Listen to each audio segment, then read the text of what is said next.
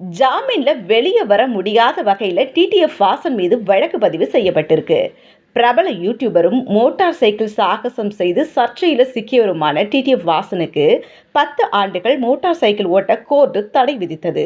அதாவது கொஞ்ச நாளைக்கு முன்னாடி அவர் பைக் சாகசம்ன்ற பேரில் ஒன்று பண்ணி ஸ்லிப் ஆகி அவர் கீழே விழுந்துட்டாரு. அதிர்ஷ்டவசமாக அவர் போட்டிருந்த கவச உடையால் அவர் பாதுகாக்கப்பட்டார்.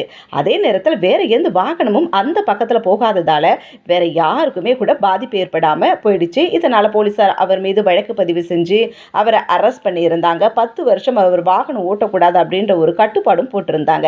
இதனை அடுத்து டிடிஎஃப் வாசன் கார் மூலமா ஊர் ஊரா சுற்றிட்டு வர்றதாகவும் அப்போது தொலைபேசியில் பேசிக்கிட்டே கார் ஓட்டியபடி வீடியோவும் பதிவு பண்ணியிருக்கிறாரு.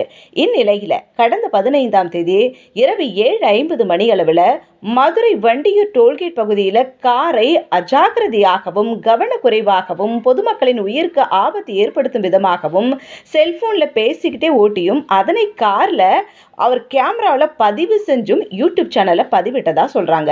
இது குறித்து மதுரை மாநகர ஆயுதப்படை சப் இன்ஸ்பெக்டர் அண்ணா நகர் போலீஸில் புகார் கொடுத்தாரு. அதன் பேரில் போலீஸார் டிடிஎஃப் வாசன் மீது 6 பிரிவுகளின் கீழே வழக்கு பதிவு பண்ணி போலீஸ் நிலையத்திற்கு அழைத்து வந்து விசாரணை நடத்திட்டு வராங்க. அதுக்கப்புறம் அவரை கைதும் பண்ணியிருக்கிறாங்க. இந்நிலையில் செல்போன் பேசிக்கிட்டே கார் ஓட்டிய வழக்கில் கைதான டிடிஎஃப் வாசன் மீது ஜாமீன்லே வெளிவர முடியாத வகையில் மேலும் ஒரு வழக்கு பதிவு செய்யப்பட்ட நிலையில் மருத்துவ பரிசோதனைக்கு அப்புறமா மதுரை மாவட்ட நீதிமன்றத்தில் டிடிஎஃப் வாசன் ஆஜர்படுத்தப்படுகிறாரு. இதெல்லாம் தேவைதானா? ஒரு முறை பிரச்சனைன்னு மாட்டிக்கிட்டோம் அப்படின்னும் போது அடுத்த முறை கொஞ்சம் உஷாரா இருந்துகிட்டு யாரும் பேசக்கூடிய ஒரு நபரா நம்ம மாட்டிக்காம இருக்கணும். அதை விட்டுட்டு சும்மா வந்து நம்மளும் பேசும் பொருளா இருந்தா யாருக்குமே அது நல்லது இல்லைன்றது ஒரு முக்கியமான ஒரு விஷயமா பார்க்கப்படுது. இதுல டிடிஎஃப் வாசன் கோர்ட்டுக்கு போகும்போது ஒரு விஷயத்த பேசியிருக்காரு பாருங்க.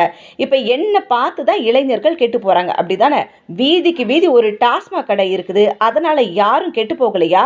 என் மேல 308 கொலை முயற்சி வழக்கு பதிவு செஞ்சிருக்கீங்க, எனக்கு நீதி வேணும் அப்படின்ட்டு டிடிஎஃப் வாசன் நீதி கேட்டு இருக்கிறாரு. அவருக்கு நீதி கிடைக்குமா? அவர் செய்த செயல் சரிதானா அப்படின்றத இனி வரும் நாட்கள்ல பார்க்கலாம். வல்லவன்